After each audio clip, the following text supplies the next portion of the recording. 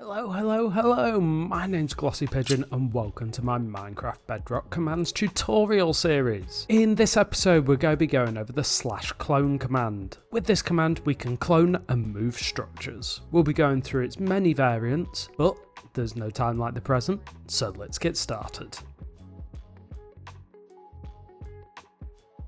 Seeing as we're repeatedly copying and moving a structure today, I've created this simple structure to help us demonstrate that. Please forgive me, I'm no professional builder, it was just something quick and easy to show you. The most basic version of the /clone command is actually very simple. We start with /clone, then we enter our origin coordinates. This will be two sets of coordinates, as it creates a box around our origin structure, which we want to copy. Then we just enter our destination coordinates. We only need to set one set of destination coordinates because it will use the original origin coordinates, and then it will start the structure at our initial destination coordinate. And we can see this command in action when I press this button. It simply copies everything that was in our origin structure and simply clones it.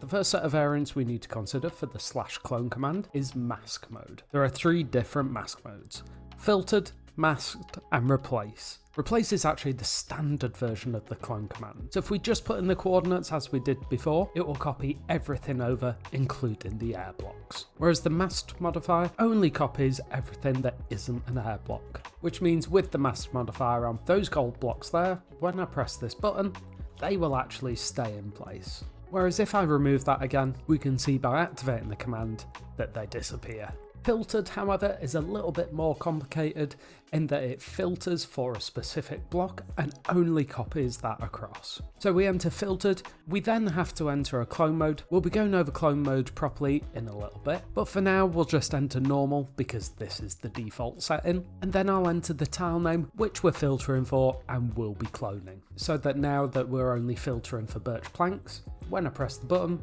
we can see that's the only thing that comes over. This does also have similarities to masked mode because it isn't copying the air blocks. Therefore, if I press the button, we can see that any blocks that aren't in the way of the copied blocks are left in place. Just like mask mode, there are actually only three variants of clone mode. Those are force, move, and normal. As I mentioned earlier, normal is actually the usual type and does not force or move blocks from the source region. This is the default mode. However, if I set the mask mode to replace and then the clone mode to move, move actually copies the structure over and removes any of the blocks that were there that have been copied.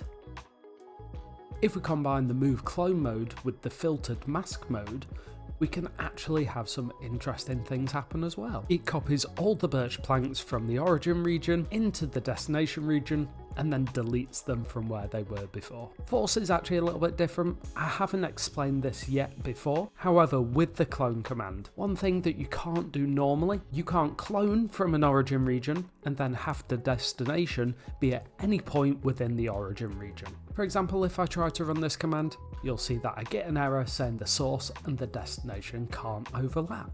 However, if I set the mask mode to masked and then our clone mode to force, you'll see it actually allows our destination region to be within our origin region. And that's all you actually need to know to get started with the /clone command. If you got any questions, feel free to leave them in the comments below. But until next time, take care and may your picks never break. Whoop!